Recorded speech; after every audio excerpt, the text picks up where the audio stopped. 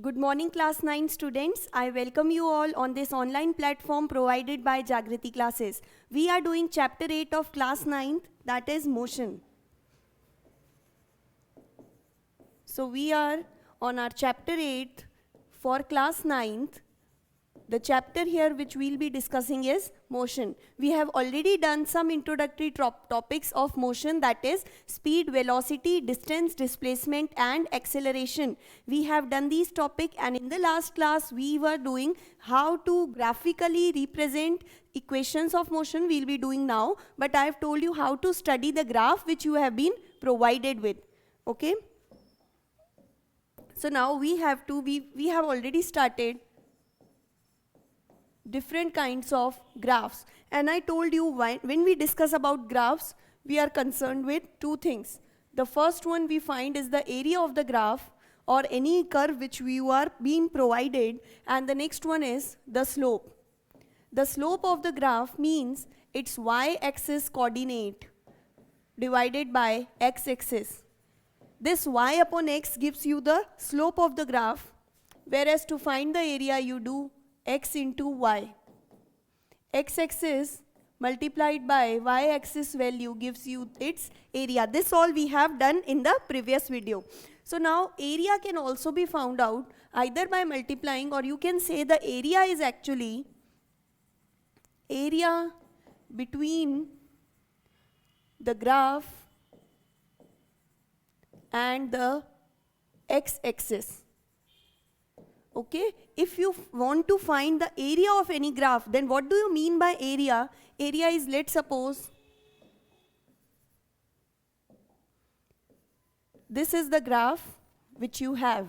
This horizontal is your x-axis, the vertical axis is known as y-axis. Now we have a certain graph like this, and if I say this graph is between distance and time, then if I tell you to find the area, we can find both the area and slope for given graph. If I find the area for this graph, then area is what? X into y. So I say area would be equal to time into distance, or distance into time. If I find distance into time, then I would get the area of this given graph or given curve. But if I find the slope of the graph, then the slope is always y-axis divided by its x component. So this means on y-axis we have distance, on the x you have time. So slope would be distance upon time. And if you remember this distance upon time, which is the slope of the graph, this would give you the formula or the value of speed. So here if you are given any distance time graph, we discuss two kinds of graph which you should know. One is distance time graph, which is plotted when we plot distance on y-axis and time on x-axis. And if you find the slope, which means if you divide the value of given distance by time, then you will get speed, because speed is what? Distance covered per unit time. Distance upon time, this value of slope for this distance time graph gives you the value of speed. And next we have velocity time graph, or you can take either velocity, either speed. Okay, we know velocity and speed are one and the same thing. The only difference is speed is scalar while velocity is vector. That is, in speed you only have magnitude, but in velocity you consider both magnitude as well as direction. All these points have been already covered and discussed in quite detail in the previous video, so we will not again go in this topic. So if you are plotting a graph taking velocity or speed on y-axis and time on x-axis, okay, any sort of graph you have, either straight line or any curve which we discussed in the previous, that is, if either the graph corresponds to uniform motion or non-uniform motion, which we discussed different cases in the previous video. So what you will get, if I find the slope, then slope would be y by x, which means speed by time, or you can write velocity by time. So the slope would be speed upon time, or you can say velocity upon time. This value will give you the value for slope of the graph. But if you want to find the area, then area is what? X into y.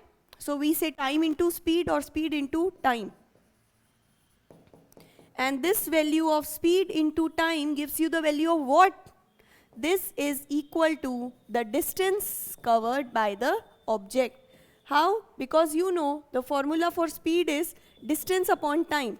And if I move the term time to the left hand side, I would get speed into time, which would be equal to distance. And here, because when I found out the area, I got the equation speed into time. And we can say speed into time is equals to distance. Hence, in short, I can say that the slope of distance time graph gives you the value of speed, while the area of speed time graphs gives you the value of distance. This is the summary of the topic which we have discussed. This I have also discussed in my previous video. Now also I have given you a revision that slope of distance time graph gives you the value of speed, whereas area for velocity time or speed time graph will give you the value of distance covered by the object.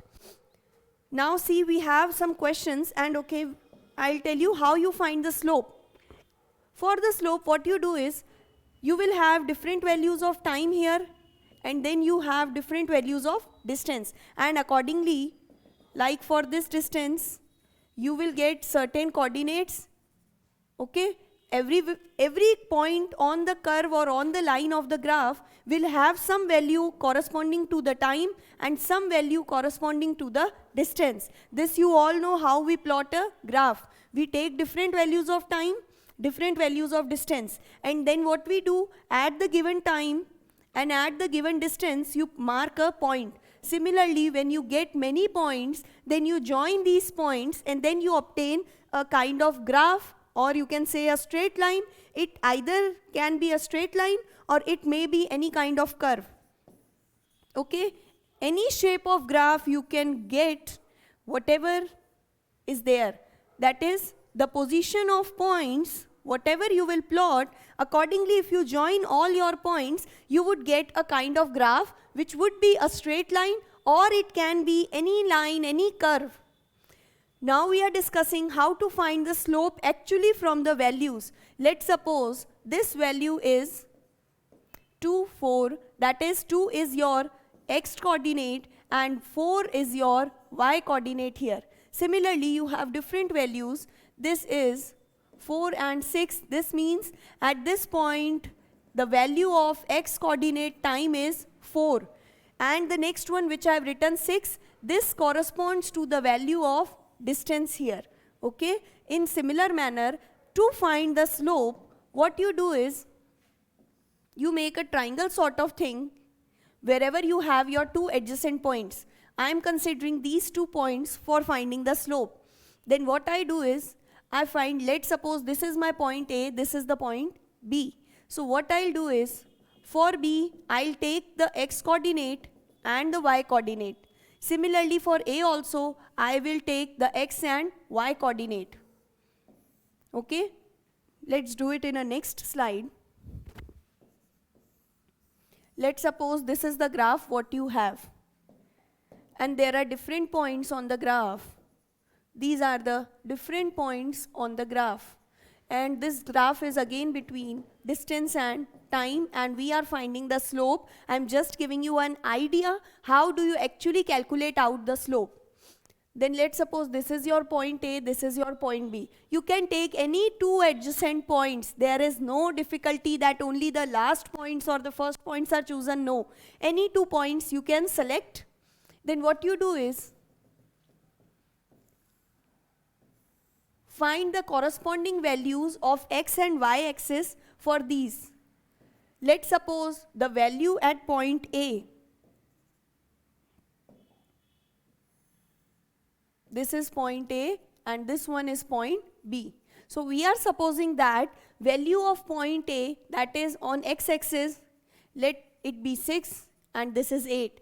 And the value of distance would be, if I'm measuring distance in kilometers, so let's suppose I get 4 and 6 kilometers.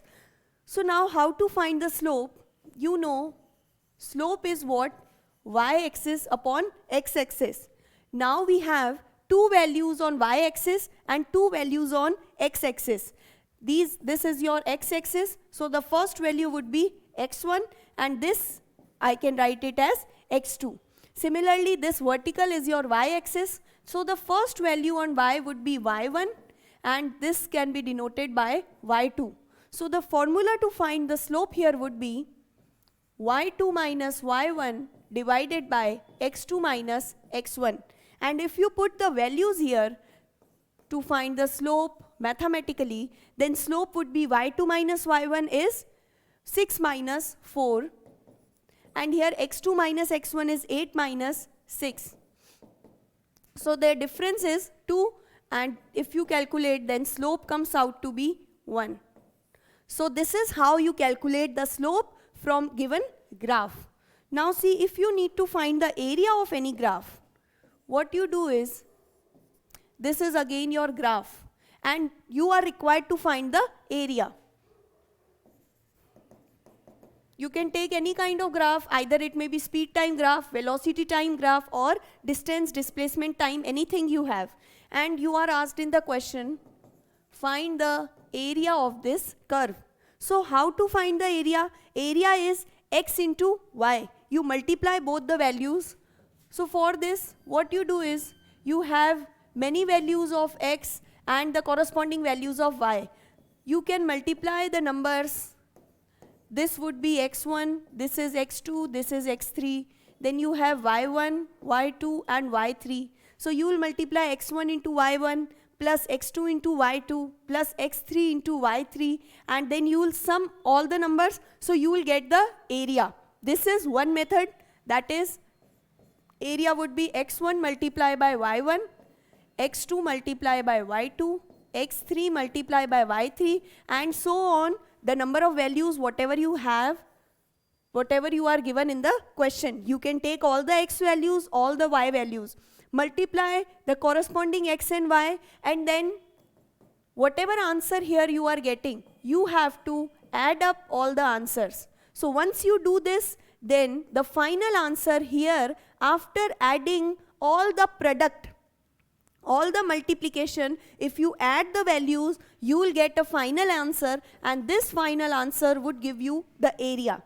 This is one way you find the area, but it will take time, okay, because you will be given many values. So what you do next is,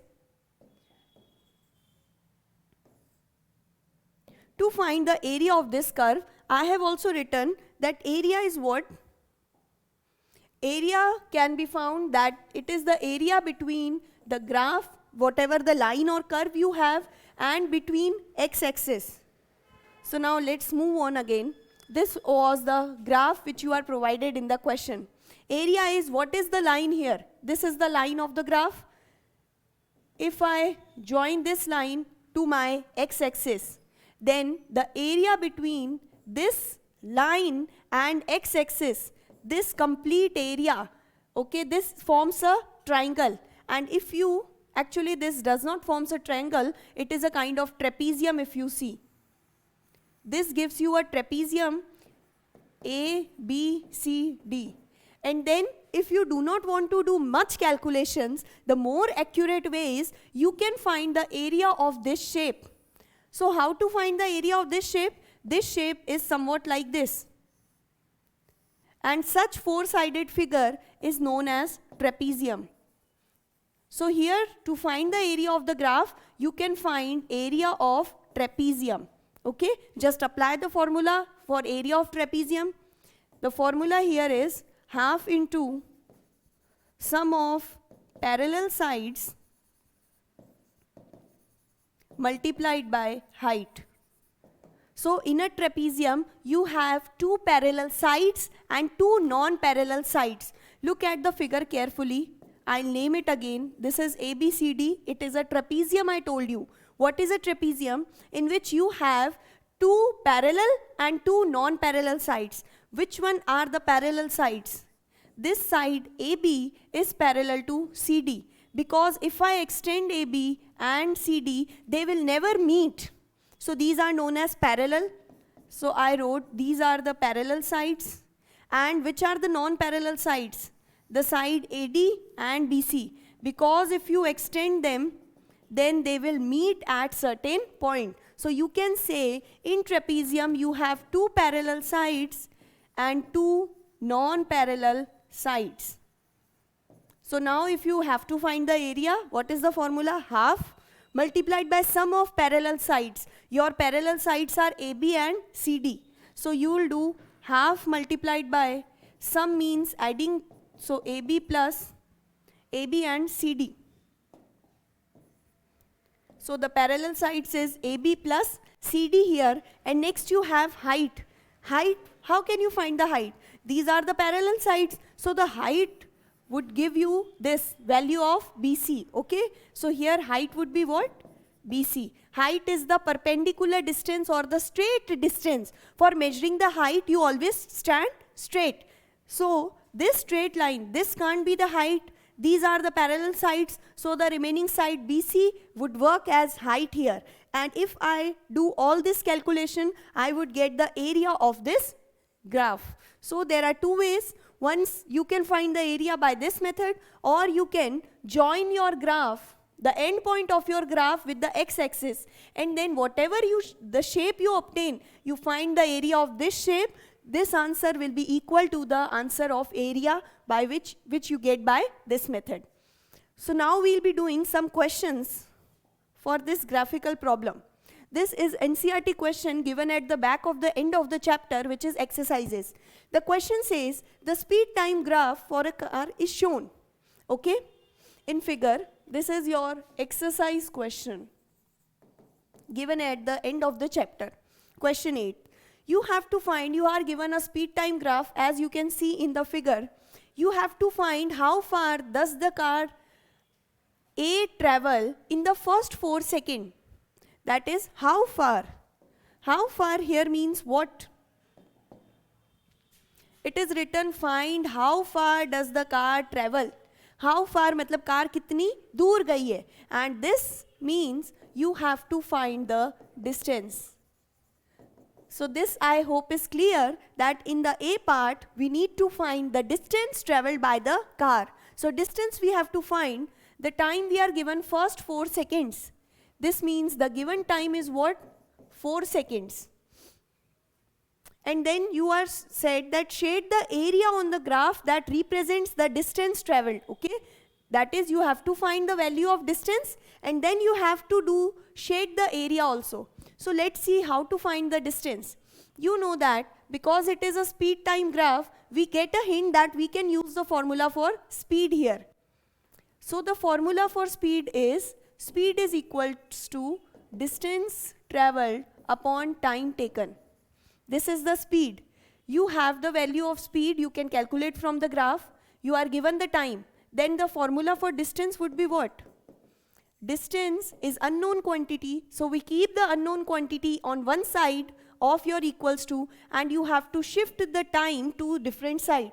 So time here is being divided, so when I shift it to the left side of the equation, I would get speed multiplied by time.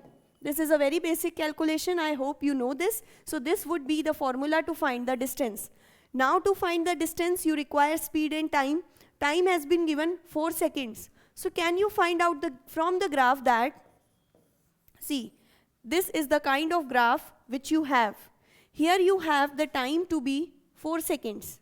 So if I mark this point, if I join these, the value of given time 4 seconds with the curve, and then I move to find the value of speed, then this would give me the value of speed here. So if we study the graph, then this 4 seconds corresponds to the speed of 6 meter. See, if we extend this 4 seconds straight, and wherever the point where it marks or joins the graph, then extend that point with a straight line. So extending this point with a straight line, I get a speed of 6 meters per second. This means the speed here is 6 and meter per second and time given is 4 seconds. So I get 6 4 is 24, and here what I get? What would be the unit? Meter per second multiplied by second. The seconds get cancelled and I get 24 meter distance. So this is the answer to the A part of this question. I hope you understood this. That is, when the car will travel with the speed of 6 meters per second, then after 4 seconds, the distance which it would cover would be 24 meters. Now see the next, okay, you have to also shade the area. So what you can do is, you have to shade this area. That is the area between your curve, this curve, and between the x-axis. I told you how to get or shade the area. You take your graph, this is your graph line, and then you join the graph to the x-axis. So the area between the graph and the x-axis, this you have to shade it out. So this would be, this you can do in your question, okay? I'm not doing because it would disturb the image and we would not be able to solve the B question. So which part of, you have to shade the area like this. Now which part of the graph represents uniform motion of the car? Uniform motion, what was the definition? Can you recall? When an object covers equal distance in equal intervals of time. And if I say that object is covering equal distance, you have equal intervals of time, that is a gap of 2 seconds in time. And when we say that object is covering equal distance, it means uniform motion. You can say uniform motion means equal distance covered in equal time. We already are given with equal time, that is each has a difference of 2 seconds or 2 units. Now, are we given equal distance? If the object is traveling equal distance, it means the speed of the object will remain same. Okay? So you can learn this concept that whenever you are talking about uniform motion, it means the object is covering equal distance. And if the object is covering equal distance, it means the object is moving with the same speed. Why? You can also imagine that if you are jogging or walking with the same speed, okay? So if I am walking here with the same speed, then after certain time I would cover equal distance. If you measure my distance covered in every, or if you measure the distance of this car after every 2 seconds, then you will get that because it is uniform motion and the car is traveling equal distance, this you can conclude that the speed of car will also remain same. So for uniform motion, always you have equal distance covered and the speed remains same or equal. So can you find where the speed is remaining equal? Equal means speed will remain same, means the value of the graph will not change. So if you can see clearly at 6 seconds, when the time is 6 seconds, from the time interval 6 to 10, you have this type of straight line curve. So this straight line part represents that the speed at point A, the speed at point B, the speed at point C is same. You have the same values of speed for point A, B and C. That means which part of the graph represents uniform motion? The part of the graph from 6 seconds to 10 seconds shows uniform motion. So the answer would be the part of the graph from time equals to 6 seconds to 10 seconds. This straight part, okay, this part of the graph shows you uniform speed. This was, I hope, a very easy conceptual question. If you have understood, then well and good. If you are finding any difficulties still now also, then you please refer to the previous videos where we have discussed such concepts, okay? Then you will be easily able to get this question. Now moving on to the next question. There is one more question, that is question number 6, again of your NCERT textbooks exercises. So it is given that this figure shows the distance time graph of 3 objects A, B and C. You have to study the graph and then answer. The first is, which of the 3 is traveling fastest? You have 3 objects in your graph, object A, B and C. You have to judge which object is traveling fastest. So how you will see that? Let's see. We'll draw a rough graph here also. One line you have starting from the 0 mark, okay, and this is the line for object B. Then you have again one line this would be object A, and then you have this kind of line for object B. See, this is a rough graph, okay? Now we are being given which of the three travels fastest. How can you find which is traveling fastest? This is a distance time graph. Fastest means what? Means which has the maximum speed. So you are obviously asked about speed here, and this is a distance time graph. So how can you find the value of speed from the distance time graph? For the graph you find two parameters, that is the slope and area. So for finding the speed, speed would be equal to area of distance time graph or the slope of this graph. Speed is what? The formula for speed is distance upon time. How can you get this value, distance divided by time? Can you get this value by finding the area or by finding the slope? Yes, very good. We'll find the slope here, okay? As we have discussed, slope is y upon x. Y-axis is distance, x-axis is time. So if you get distance upon time, then you will be able to find the speed. But if you calculate area, area is distance multiplied by time. So distance multiplied by time does not gives you the speed. So here we would find the slope of this graph in order to obtain the speed, or in order to obtain the answer to our first question, that which object is traveling faster. So you can say to find the fastest speed here, or to find which object is fastest, you need to find the slope of graph. And how to find the slope of graph? You can easily see from the graph that B has maximum slope. So B would be traveling fastest. B will travel fastest here because object B has the maximum slope, and we know that this speed is decided by the slope of the graph. You can also find the slope by this method. What is slope? Y divided by x. So if I take the values of y and x at their terminal points of the graph, so what do I get is an approximate value if I try to calculate from y by x. So you can see in the graph that the object B is approximately having a speed of 1.4.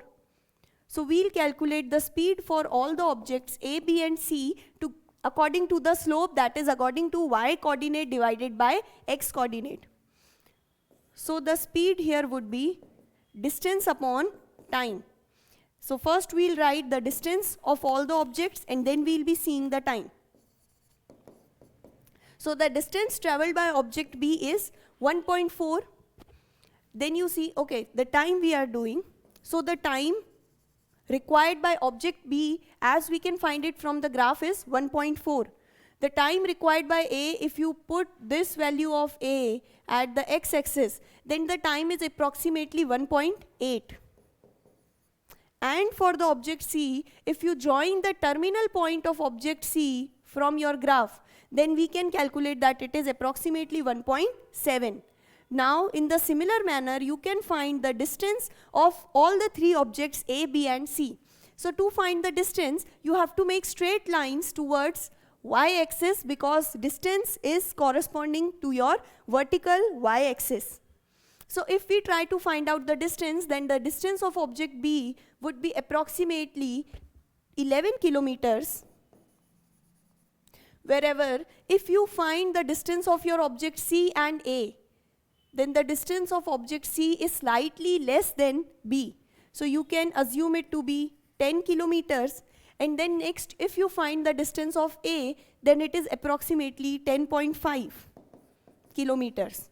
So now, when you have the value of time, when you have the value of distance with you, you can find out the speed.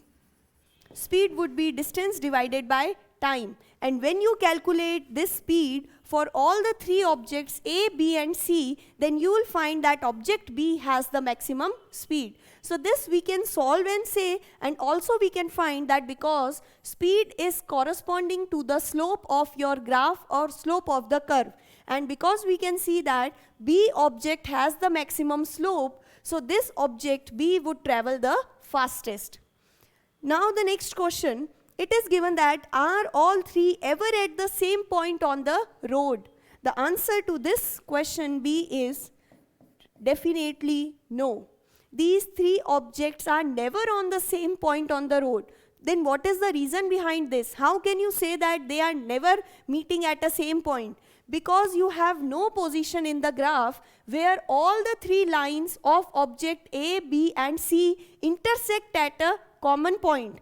You do have a point of intersection. Let's suppose here, this intersecting point is between the objects B and C. So we can say that here at this point which I have marked, here the objects B and C meet each other or they cross each other. But there is no common point. So we can say that the objects will not meet. But if we had such kind of graph, where we had one common point where all the three lines meet each other or intersect each other, then this kind of point would be the point where all the three objects would meet. But because we do not have any such point in the given graph, we'll say that no, all the three objects will never meet at a common point on the graph. The next is, how far has C traveled when B passes A? You are given that when object B would pass object A, where is B passing A? So if you observe the line of object B and the line of object A, you can see that at this point, the object B passes object A. Now you are required that at the point when the object B passes the object A, you have to find the distance traveled by object C. So how to do that? You make a straight line corresponding to the given point. Now you can find at that if you join this mark cutting your object C, then you can find the distance traveled. That is, if you are able to find this value x, then this value of x would give you the required answer, that is distance traveled by the object C. Now you can easily get it from the graph that if you say from 0 to 4, if you count the small boxes, here you are being given with the small boxes, and if you count the boxes from 0 to 4, then you can see that you have 7 small boxes here. So I can write that 7 small, this is your answer C. So we can say that 7 small boxes of the graph are equal to 4 kilometer. Okay? How we are saying this? This is your graph. And if you count the boxes 1, 2, 3, 4, 5, 6, 7 in the diagram given in your books, then you can say that here it is marked 4, here it is written 0. So we say that each unit or each box starting from 0 to 4 comprises of total 7 small boxes. It means these 7 boxes give you the values of 4 kilometer. Then you can say that one small box gives you the value of 4 by 7 kilometers. This we are doing by unitary method, of course. 7 boxes are equal to 4 kilometers, then 1 would be equal to 4 divided by 7 kilometer. Next you have to find the distance traveled by the object C. So count the number of boxes starting from the point 0 till here. So 7, then you have 8, 9, 10, 11, 12, 13, 14. So starting from this point, if you count the number of boxes where you have the marking for object C, then you will get that these total comprises of 14 boxes. So you know that one box signifies 4 by 7 kilometers.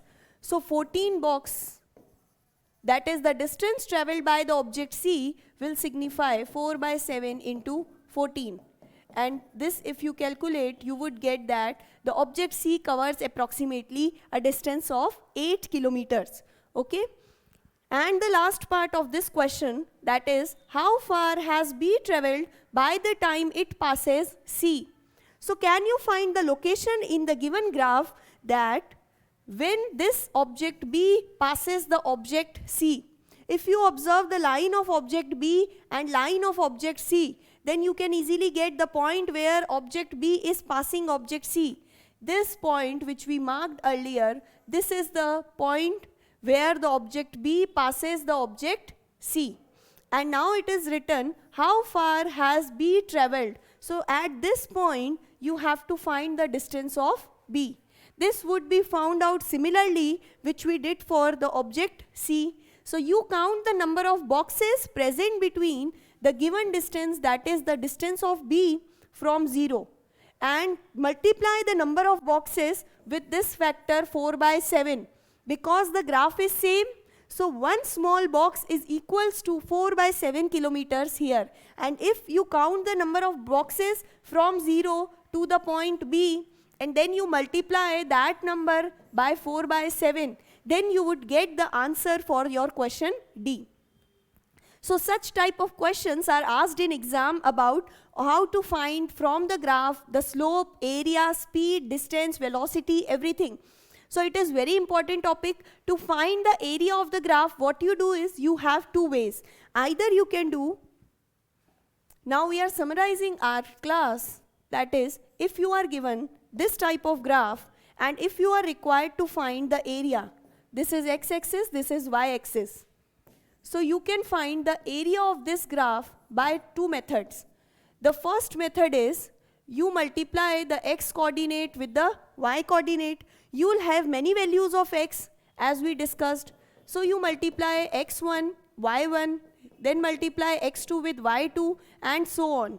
And the answer whatever you get, if you add all the answers, then you would find the area of the graph. This was one way, including much calculations. The next is what? You take the endpoint of your graph and then join this endpoint with your x-axis. Once you do this, you have to find the area of the shape form. And here again we are getting the shape to be trapezium.